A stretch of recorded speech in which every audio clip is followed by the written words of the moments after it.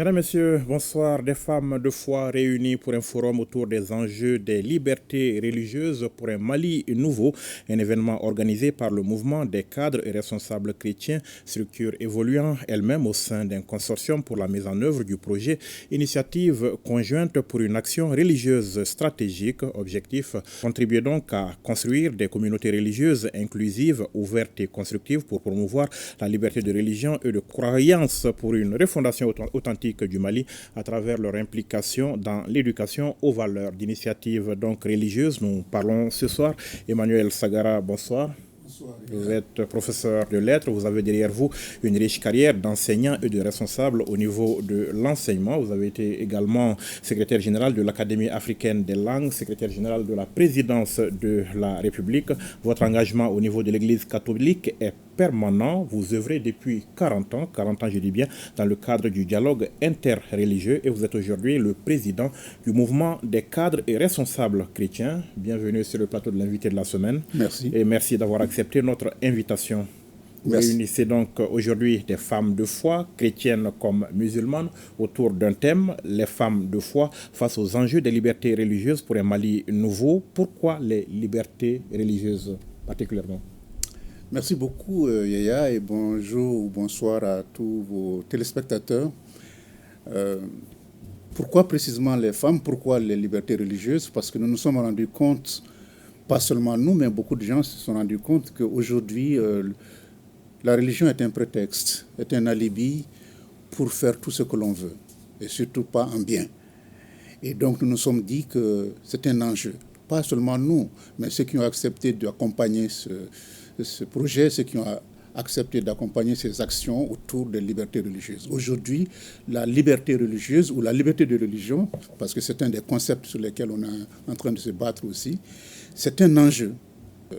Ce que nous vivons depuis un certain nombre d'années, il y a en dessous, en tout cas, une espèce de lame de fond qui ne dit pas son nom, où les libertés d'opinion en général et de religion en particulier sont menacées. Donc vous voyez aujourd'hui des dangers qui planent en l'air pour la liberté religieuse chez nous? Pas seulement chez nous.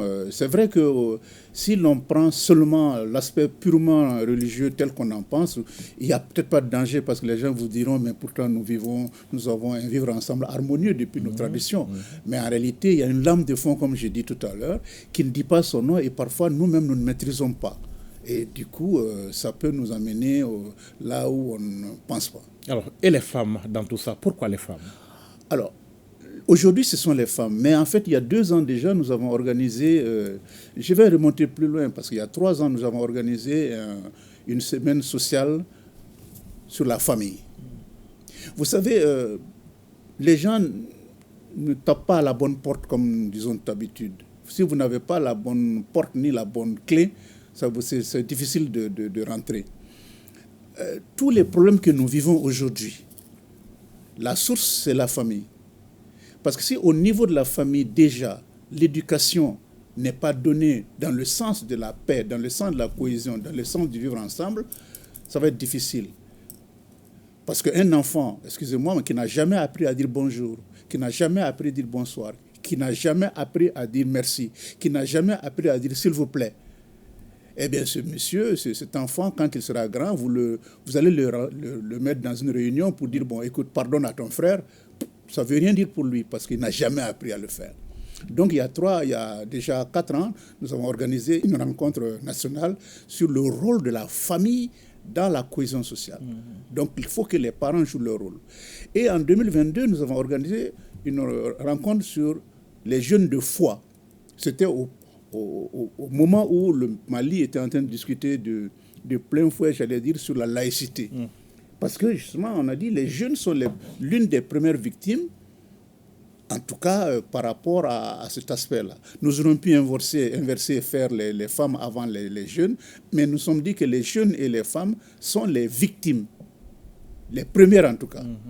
Parce que quand c'est votre mari qui meurt au champ de bataille, quand c'est le jeune qui est enrôlé alors qu'il n'a pas envie, on le force, voilà, donc aujourd'hui, nous avons dit, mettons les femmes ensemble, parce que c'est elles qui peuvent, même dans une famille en temps normal, c'est la femme qui joue le rôle de modérateur, d'apaisement de la famille. Voilà donc pourquoi les femmes. D'accord, la famille, les jeunes, puis les femmes, c'est un peu tout le monde finalement. Vous parlez de Mali nouveau, le thème justement. Quel rôle tout cela a joué dans le Mali nouveau? Mais le Mali nouveau, c'est que les gens n'ont peut-être pas pris conscience que quand on dit le Mali nouveau, il ne s'agit pas du nouveau Mali, le Mali nouveau, que les gens changent leur concept de tel que l'on percevait les choses. Et pour cela, il faut que les gens comprennent. Parfois, ce n'est même pas leur faute, et ça, je reviendrai peut-être là-dessus. Nous sommes dans une situation d'ignorance. La plupart des situations que nous vivons, c'est une situation d'ignorance. Dès le moment où on ignore, on ne sait pas qu'on ne sait pas. Et du coup, on a des résultats. Et pour avoir donc le Mali dont on rêve, le Mali dont on parle tant, le Mali nouveau, le Mali Koura, comme on le dit, eh bien, il faut que les citoyens eux-mêmes se mettent dans une peau de nouveauté. Et pour ne pas dire à tout le monde, on a toujours fait comme ça, donc il faut continuer à le faire. Non, il faut justement changer de paradigme de manière à ce qu'on puisse aller de l'avant. Et la religion dans tout ça, elle va jouer quel rôle dans la construction de ce Mali nouveau? La religion est l'une des idéologies qui apaise le plus. C'est une philosophie, c'est une idéologie, pour certains, bon, d'aucuns diront que je blasphème en disant cela, mais c'est une idéologie qui apaise. Et du coup, on vous dira la religion, c'est une morale. C'est d'abord une morale. Et on vous dira la religion interdit ceci. Vous prenez les 10 commandements, vous prenez toutes les religions, tout le monde vous dira c'est interdit. Dieu ne veut pas, surtout pour ceux qui croient en tout cas, Dieu ne veut pas. Ou alors vous serez puni si vous agissez mal. Du coup, il faut passer, contrairement à ceux qui utilisent la religion pour faire du mal, utiliser la religion pour faire, d'autant plus qu'aujourd'hui, les gens utilisent la religion et c'est pourquoi c'est plus facile pour eux d'utiliser la religion, parce qu'ils savent, et tout dans l'histoire du monde, que ce soit dans la colonisation, que ce soit dans l'esclavage, les gens ont utilisé la religion pour faire passer leur message, et parce que c'est une morale. Et quand on ne sait plus à quel saint se vouer, eh bien on dit, bon, mais à la bolo, on se remet entre les mains de Dieu. Et vous ne voulez pas que les religions évoluent de façon cloisonnée, vous vous inscrivez dans une logique de dialogue interreligieux. Tout à fait, parce qu'en réalité, il n'y a pas de religion. Aujourd'hui, c'est les gens qui ont, j'allais dire à la limite, c'est les gens qui cloisonnent, qui divisent les religions. Sinon, le principe de base est le même. Le principe de base est le même, c'est l'amour de l'autre. Si tu crois en Dieu, tu crois que l'autre est une création de Dieu, tu n'as plus de raison de le combattre. Ou alors tu ne crois pas en Dieu. Et donc pourquoi? Maintenant, il y a des pratiques. Sociologiquement, effectivement, on divise la religion selon les pratiques et les communautés. Mais si tu crois que l'autre est une créature de Dieu, tu dois le respecter dans sa pratique. Pas seulement le tolérer, mais le respecter et l'accepter. Parce que les pratiques ont plus tendance à être des aspects culturels, sociologiques, que des aspects religieux. Et parce que vous n'allez pas voir toutes les codifications que l'on donne dans les religions, vous ne les verrez pas que ce soit dans la Bible ou dans le Coran, vous ne verrez pas ces codifications. C'est nous, les hommes, selon les circonstances et selon les milieux, qui avons codifié cela. Mais Dieu n'a pas codifié cela. Même si on pense que c'est sous l'inspiration de Dieu que ça a été fait. Alors, vous avez donc décidé de cibler cette fois-ci les femmes. Qui sont ces femmes? D'où viennent-elles? Alors, cette fois-ci, nous avons, pour plusieurs raisons, opté pour nous intéresser à 200 femmes au niveau national. 200 femmes au niveau national sur les régions que couvre le projet, dont on parlera peut-être tout à l'heure. 200 femmes, et pour être dans l'équilibre, 100 femmes d'obédience musulmane, 50 femmes d'obédience catholique et 50 femmes d'obédience protestante. Voilà les 200 femmes qui constituent le forum que nous organisons ces 3 jours. Qu'est-ce que vous attendez d'elles? Nous attendons d'elles, comme vous l'avez dit tout à l'heure dans votre introduction, dans l'objectif qu'il y ait une rencontre inclusive et qu'elles puissent contribuer par leur vécu de tous les jours, qu'elles puissent contribuer à amener l'harmonie qu'on avait déjà et qui a été détruite par justement ce qu'on appelle aujourd'hui les religions révélées. Donc qu'elles reviennent à ce qu'elles avaient et on attend ça d'elles. Et l'exemple frappant, c'est que vous prenez une femme qui va se marier, dans notre société, on dit il faut être une aiguille, il ne faut pas être une lame. Il faut coudre. Il faut coudre le tissu que les hommes ont déchiré. Et que les hommes continuent de déchirer. Vous, les femmes, c'est vous qui pouvez faire ça. Et dans les familles, dans notre tradition, vous trouvez qu'effectivement, c'est la femme qui joue ce rôle. Que ce soit dans la même famille, c'est la sœur qui joue le rôle. Que ce soit entre plusieurs familles, c'est la femme qui joue le rôle de coller les morceaux. Parfois au risque de sa vie, au risque elle-même d'être mal perçue. Qu'est-ce que vous comptez justement au cours de cet atelier, de ce séminaire, ou disons de ce forum, je veux dire, leur donner comme outil pour arriver à cette fin-là? Alors, nous avons des communications. La première communication va porter sur quel est le rôle ou quel est le rôle de la femme de foi dans notre société culturelle, abstraite de toute religion. Enfin, de toute religion, je veux dire de toute religion révélée. Nous-mêmes, en tant que Maliens, en tant que Bambara, en tant que Dogon, en tant que Sénoufo, en tant que Bobo, qu'est-ce que notre société dit du rôle de la femme? Et dans cette société, quel est le rôle de la femme de foi? Et chez nous, traditionnellement, tout le monde est personne de foi. Nous sommes tous croyants. C'est ontologique chez nous. Donc, il y aura une communication là-dessus. Nous avons donc un communicateur de haut vol qui va donc nous parler de ça. Dans notre société, comment ça s'est passé. Ensuite, dans les doctrines de l'islam, qu'est-ce que le Coran, qu'est-ce que les hadiths, qu'est-ce que le vécu, qu'est-ce que le fiqh nous dit par rapport au rôle de la femme, quel est son rôle pour harmoniser la société. Même chose dans la perception catholique, même chose dans la perception protestante. Ça nous permet donc d'avoir un ensemble de visions. Mais on n'a pas oublié l'aspect aussi extra-religieux, parce qu'il y a 3 dimensions du dialogue. Le dialogue interreligieux, c'est-à-dire que la religion, dans la même religion, il y a des différences. Entre les religions, donc le dialogue intra-religieux, et il y a le dialogue dont on ne parle pas souvent, c'est le dialogue extra-religieux. Alors le dialogue extra-religieux, c'est quoi? Nous sommes dans un pays a des lois, un pays a des textes. Si ces textes contredisent notre foi, ou si notre foi contredit les textes alors on ne va pas s'entendre. D'où justement l'existence du département des affaires religieuses, du culte et des coutumes, qui va faire l'équilibre, la face entre les religions, parce que le ministère ne gère pas la religion, il gère justement donc l'autre communication, ça va être quels sont les textes au niveau national, quelles sont les lois au niveau national ou au niveau international qui nous disent voilà comment respecter les droits et les devoirs de telle ou telle personne en termes de liberté de pensée, de liberté d'opinion, de liberté de religion. Est-ce que vous comptez en quelque sorte mettre ces femmes en mission, entre guillemets? Elles sont en mission. En fait, nous ne les mettons pas en mission, nous leur rappelons leur mission. De par la nature, les femmes ont cette mission.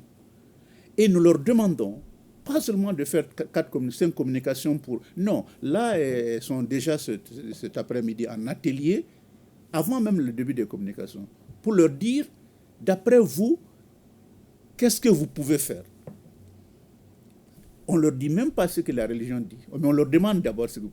Mais on leur demande aussi, et ça c'est l'objectif 5 de notre forum, c'est quelle action commune, je dis bien, vous pouvez faire ensemble. Parce qu'il ne suffit pas de juxtaposer les gens, il faut faire une osmose de manière à ce que, musulmane, chrétienne ou autre, tant que tu es malien ou malienne, tu puisses travailler de manière à apporter une harmonie pour que justement il y ait le Mali nouveau. Dans le cadre de la cohésion sociale, de la paix et de tout le reste. Exactement. Donc cohésion sociale, paix sociale, harmonie, vivre ensemble. Mais dans la vérité, ce n'est pas de dire, bon, non, non, mais on va faire quelque chose. Nous voulons être ensemble de manière à ce que notre pays puisse vivre en cohésion, comme ça a toujours été d'ailleurs. D'accord, il faut donc aller au-delà des mosquées, au-delà des églises, travailler en profondeur dans la société. Tout à fait, parce que les églises, les mosquées, les temples et tout ce que vous voulez, ça c'est l'aspect extérieur de la religion. J'aime bien cette image que j'utilise toujours. On confond souvent l'enclos et le contenu de l'enclos. Personne n'a jamais fait un enclos en disant, lorsque je vais avoir un mouton, je vais mettre là-dedans. Tu achètes d'abord le mouton, et quand tu as l'enclos, tu mets... Les deux, c'est important. Mais qu'est-ce qui est plus important? C'est d'abord le mouton. Donc, c'est le contenu. Donc, les églises, les temples, les mosquées, ça, c'est l'enclos. Et on se bat malheureusement autour de ces enclos-là. On oublie que quand tu vas à l'église, quand tu vas à la mosquée, quand tu vas au temple, ce n'est pas le fait de se lever à 4 heures du matin, faire l'effort de se lever à 4 heures du matin, ou je ne sais pas, faire une veillée de prière ou une neuvaine, si ton cœur ne répond pas à la volonté justement pour laquelle tu vas là-bas. Donc, il faut aller au-delà de ces enclos-là. D'accord. Votre action s'inscrit, si j'ai bien compris, dans le cadre de la mise en œuvre du projet Initiative conjointe pour une action religieuse stratégique. Parlez-nous de ce projet. Alors, ce projet est une initiative, ou du moins, comment est-ce que je vais dire, le ministère des Affaires étrangères des Pays-Bas a eu l'idée d'accompagner les pays en conflit ou en post-conflit, où justement la plupart de ces conflits ont pour origine la liberté religieuse ou le fait qu'on n'applique pas ou qu'on ne respecte pas la liberté religieuse. Et à partir de là, maintenant, ils ont proposé que l'on réfléchisse sur comment rédiger, élaborer un projet au niveau mondial. Il y a 2 organisations qui ont postulé, j'allais dire, Search for Common Ground et Tearfund, et qui ont postulé. Et quand ils ont postulé, ils se sont rendus compte que le Mali pouvait être éligible. Les Pays-Bas, au niveau des affaires étrangères, ont choisi 7 pays, soit en conflit, soit en post-conflit. Les 7 pays, il y en a 5 en Afrique et 2 en dehors de l'Afrique. En Afrique, il y a le Mali, le Nigeria, l'Ouganda, l'Éthiopie, le Kenya, et puis en dehors, il y a l'Irak et l'Indonésie. Le Mali est le seul pays francophone. Et à l'intérieur donc du Mali, 3 organisations pour la mise en œuvre. Du côté des catholiques, c'est le MCRC, dont je suis le président. Et du côté des musulmans de l'islam, c'est le RIPOD, le Réseau Islam, Population et Développement. Et du côté des évangéliques et des protestants, c'est Jeunesse en Mission. Et ce sont ces 3 organisations qui mettent en œuvre le projet. Et il y a 2 organes de gestion de ce projet. Le premier, enfin 2 organes essentiels. Le premier organe, c'est le comité exécutif. Le comité exécutif est constitué de l'ensemble des coordinateurs de ces 3 organisations. C'est-à-dire que ceux qui coordonnent le projet dans ces 3 organisations se retrouvent en même temps que les partenaires internationaux pour constituer le comité exécutif. Donc, les actions prévues par les organisations sont étudiées à ce niveau. Mais il y a au-dessus le comité de pilotage. Le comité de pilotage oriente. C'est-à-dire que si une ONG ou une association propose une activité, il faudrait voir si ça rentre dans l'orientation du pays ou des gens du pays. Et le niveau de comité de pilotage est composé des faîtières confessionnelles au Mali, c'est-à-dire le Haut Conseil islamique, la Conférence épiscopale du Mali, la GMPM, le Amen Réveil et le ministère des Affaires religieuses et du culte. Plus les 3 représentants des 3 organisations dont je viens de parler, plus Search for Common Ground qui est le lead qui a le lead de tout ça, plus le coordinateur national du projet. Donc on est 12 personnes pour constituer le comité de pilotage pour orienter les actions de ce projet. Mais qu'est-ce que ce projet il peut apporter concrètement à notre pays? Un projet au niveau international qui s'étend, vous l'avez dit, sur 7 pays. Le Mali peut en attendre quoi concrètement? Si je vous dis aujourd'hui les résultats déjà, nous avons commencé en 2021. Les résultats déjà engrangés, c'est énorme. Avant, les gens ne connaissaient pas. On te dit, ah non, si un chrétien tue un mouton, moi je ne mange pas. On a des préjugés. Et aujourd'hui, dans les prêches, dans les rencontres, beaucoup de choses, les gens disent, ah mais quand on a rencontré les gens ont dit, mais nous, on ne nous a jamais dit ça. Parce que chacun était cloîtré chez lui. Et les jeunes ont immédiatement créé un groupe WhatsApp depuis 2022 et ils communiquent. Et les femmes, même chose. Et les imams qu'on a rencontrés, les prêtres, on leur donne les thèmes de prêche. Il ne faut pas que leur prêche aille dans des sens, parce que quand les gens prêchent et qu'ils ne font pas allusion, c'est-à-dire ils disent, bon, moi j'ai entendu, il paraît que les chrétiens, c'est tous des buveurs. Bon, voilà des stéréotypes qu'on donne. Mais qui vous a dit ça?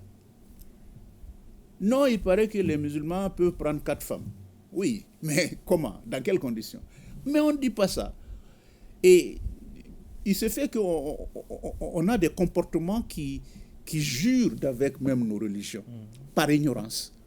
Et nous avons depuis 4 ans vraiment vu les résultats. Et les gens nous sommes d'ailleurs, parce que le projet finit en 2025, les gens nous disent, hey, n'arrêtez pas ce projet, hein, parce que nous voyons ce que nous gagnons là-dedans. Beaucoup de gens ne nous connaissent pas au niveau, mais ils ont entendu parler du projet. D'ailleurs, ce matin, la présidente nationale des femmes musulmanes disait, ah, moi, je ne connais pas le nom du projet parce que c'est de l'anglais. Elle dit qu'en tout cas, elle dit que c'est Gisra. Mais ça veut dire quoi, Gisra? Je ne sais pas. Le mot Gisra, d'ailleurs, si on le regarde, c'est effectivement de l'anglais, mais là, dans le mot, il y a Gisr qui veut dire pont en arabe. D'accord. Alors, 3 organisations, ou disons 3 mouvements de confessions différentes, entre guillemets, pour mettre en œuvre donc, ce projet. Quel est votre cadre de collaboration? Comment est-ce que ça marche entre vous? Mais ça marche très bien. Ça marche extrêmement bien. D'ailleurs, la présidente, encore une fois, des femmes musulmanes a confessé ce matin. Elle dit vraiment, elle, c'est la première fois qu'elle voit que nous nous retrouvons ensemble. Et si l'atmosphère que nous avons au sein du comité de pilotage pouvait se vivre au niveau du Mali, eh bien, on aurait gagné tout. Ça marche très bien. Et ce n'est pas par hypocrisie. C'est-à-dire qu'on laisse chacun vivre sa foi, respecter l'autre comme il le peut. Et ça marche. D'accord. Parlons du mouvement que vous dirigez, le mouvement des cadres et responsables chrétiens. Vous êtes un mouvement au service de l'Église sans être au service de l'Église. Vous comprenez que je suis en train de vous citer vous-même. Expliquez-nous. Non, nous sommes au service de l'Église sans être un service de l'Église. Ah, un service de l'Église. D'accord, ok. Parfait. D'accord, ok. Nous sommes au service de l'Église sans être un service de l'Église. D'accord. C'est-à-dire que ce n'est pas l'Église qui nous a créés. C'est nous-mêmes. C'est des jeunes, enfin, je dis des jeunes, des hommes et des femmes qui se sont rendus compte à un moment donné qu'il y a beaucoup de cadres au niveau de la religion catholique, en tout cas, qui avaient un engagement et qui, à partir d'un moment donné, quand ils ont 45-50 ans, ils ne sont plus dans des mouvements de jeunes et on ne les utilise pas. Et ils ne savent pas ce qu'il faut faire. Or, ils ont une expérience. Et donc, il y a des gens qui ne sont ni prêtres, ni imams, mais qui ont quand même des connaissances. Et donc, c'est des gens qui se sont mis ensemble pour dire, nous voulons accompagner toute la communauté. Et pas seulement la communauté, mais le pays. Parce que nous sommes polyvalents et nous faisons face à beaucoup de gens qui nous sollicitent. Et d'ailleurs, pour la petite histoire, notre vice-présidente au niveau de Bamako, elle est musulmane, elle a fait le Hajj. Et donc, les gens disent, mais comment une musulmane qui a fait le Hajj peut faire partie des mouvements qu'on appelle chrétiens. Oui. Les gens sont étonnés. Et ce problème est allé très loin. Mais reconnaissez que c'est étonnant. C'est très étonnant. Au point que la hiérarchie locale même a été étonnée. Quand nous avons créé ce problème, elle était dans le premier bureau. Ils ont dit, mais vous avez dit que c'est chrétien, pourquoi cette musulmane, qu'est-ce qu'elle fait là-dedans? Nous leur avons dit, vous savez, chrétien, ça veut dire qu'il suit le Christ. Mais c'est l'esprit du Christ. Le Christ, il a vécu il y a 2000 ans. Qui d'entre nous suit le Christ? Nous suivons son esprit. Quand Jésus dit « heureux les pauvres de cœur », il ne dit pas « heureux les chrétiens ».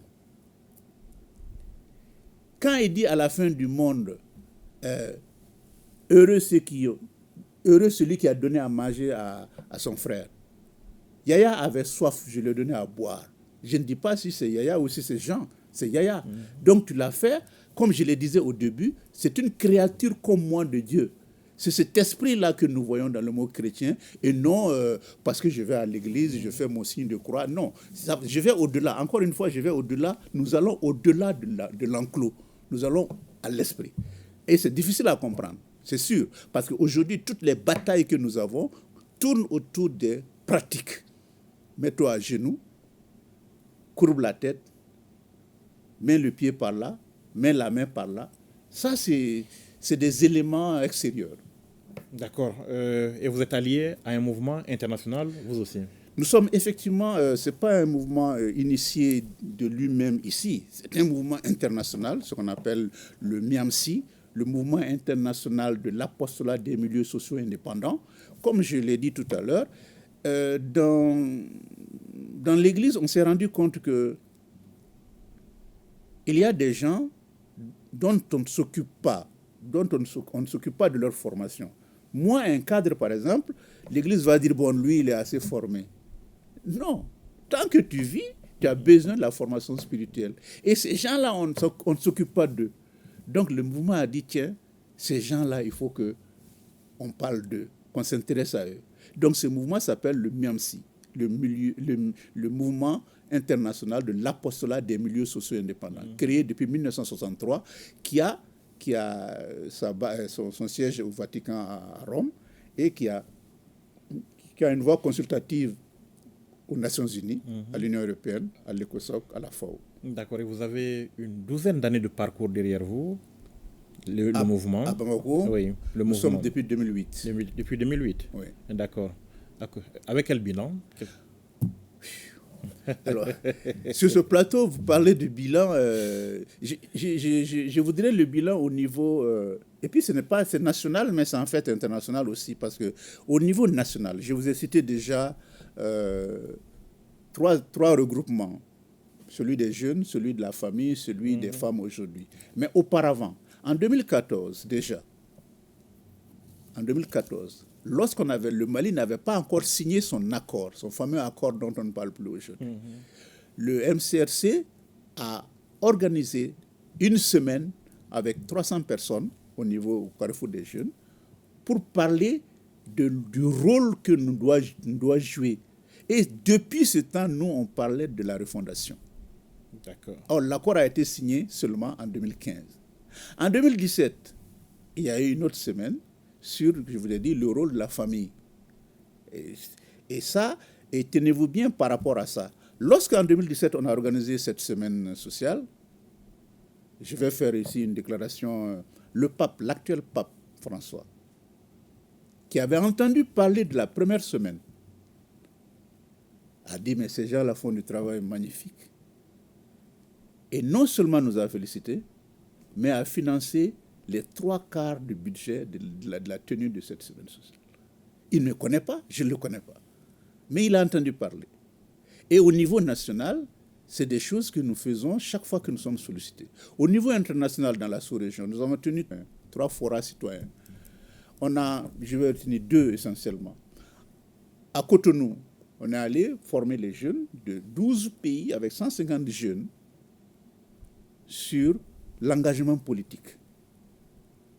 Parce que le chrétien en général ne s'engage pas politiquement. Parce que justement, les premiers missionnaires ont rencontré des tas de choses qui leur empêchent. Mais le deuxième forum que nous avons tenu, le troisième plutôt, c'était à Conakry, sur le dialogue interreligieux.